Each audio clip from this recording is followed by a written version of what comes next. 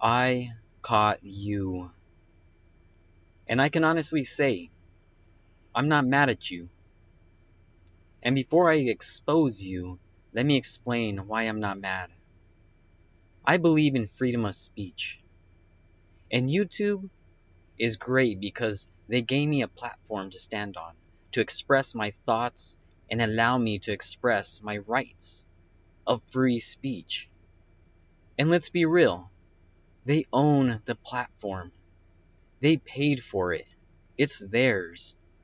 And they allowed me to use it for free. And if they don't like your speech, they have the right to delete your channel. And if you want to delete me, then delete me.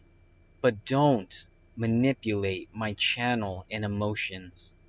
Recently, I made a video called The Tomorrow War, a war against you. Now, when the movie was done, I made a premiere, and then I went live. Now, after the video went live, I shared it on my Facebook and other media platforms, and I started to get comments that the video was not available. So I clicked the link that I shared on Facebook, and it worked. I couldn't understand. I could watch it, but other people, it was unavailable. I went on my phone, and the video worked. But this is where it gets weird. I went on another phone, and it was unavailable. I asked people that didn't join the live feed, and the same result, the video was unavailable. So how is it that they are manipulating this video? Let me explain this to you. Almost every electronic with a computer chip has an IP address. This here is a basic structure of a home computer network. And it gets even more complicated when you get into the office network. So here you have a computer, your computer's connected to a modem, your modem might be connected to another router or wireless unit, it might be connected to a fax, a printer, doorbells, cameras. As you can see, there's a lot of things connected to one source, the computer. So with all these connections to one source, there needs to be a way to talk to just one equipment. And that's why you have an IP address for each device. Now, what address does websites love? It's your computer and phone IP address. Along with cookies, this is how they track you. At the time of this live feed, they logged the IP addresses of all the people that joined, and they stored it in a database. And now it makes sense that my phone and computer can view the video because my phone and computer's IP addresses were stored. And any new IP address after the live feed were blocked, which makes the video unavailable. Now let's see in real time if this is the case. Okay everyone, I want to show you some shady stuff going on here. So there's my video, The Tomorrow War, a war against you, right? 565 views. Did you know that when I premiered this, there was 565 viewers live? Okay, remember that. That was live. Okay, now look at this. When I click on it, this video is not available. Okay, so that's on this phone right now. But if I go to my laptop, it's available. Look at that. Know that the elite and secret societies use Jesuit theater to mock. Isn't that weird? I can play it. 565 views, and it was premiered on August 3rd. Now I'm going to tell you why this is happening and how they're manipulating everyone. As you can see, they're manipulating who can see this, but can they manipulate other things like views and likes? I believe they can, and I got proof. Let's go to my channel and see how many views my videos are receiving.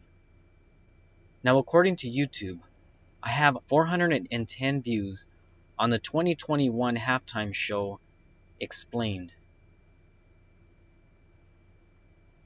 And on the next video, 485 views on the chiastic structure, and 668 on the vendetta prophecy.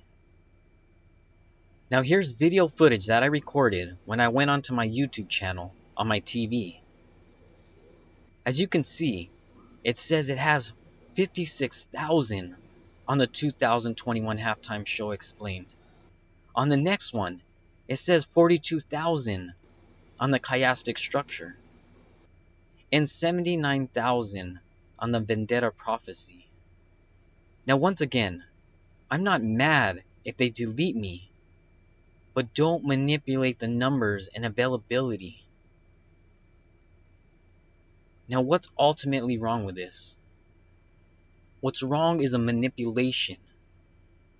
If you are a YouTuber and you look at your videos and you are only seeing 20 views in 5 months, then that kind of tells you a couple of things. For one, they might not like you, they might not like the look of your YouTube channel, or they don't like the subject. Now, you don't have to be a psychologist to know what this would do to somebody mentally. It could give people low self-esteem. It might make people more obsessed with trying to get more views or get discouraged.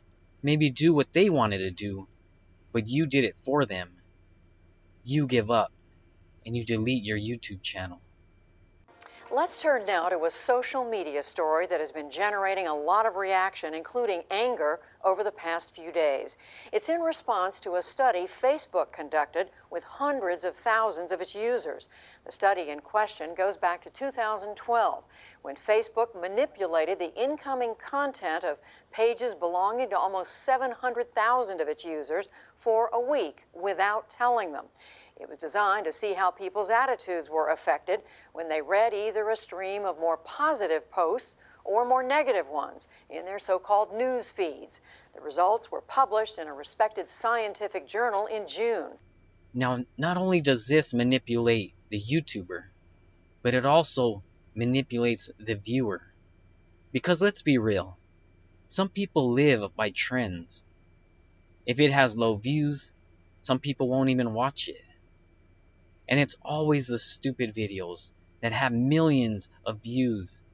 And that's what Satan loves. He doesn't want you to know the real trends.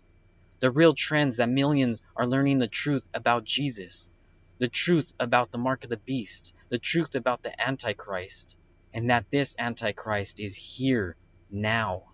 And the truth that we can't just be relying on YouTube and Facebook and other platforms for truth. We need to find it ourselves in the Word of God, the Bible. Spend more time in the Word and choose the cross.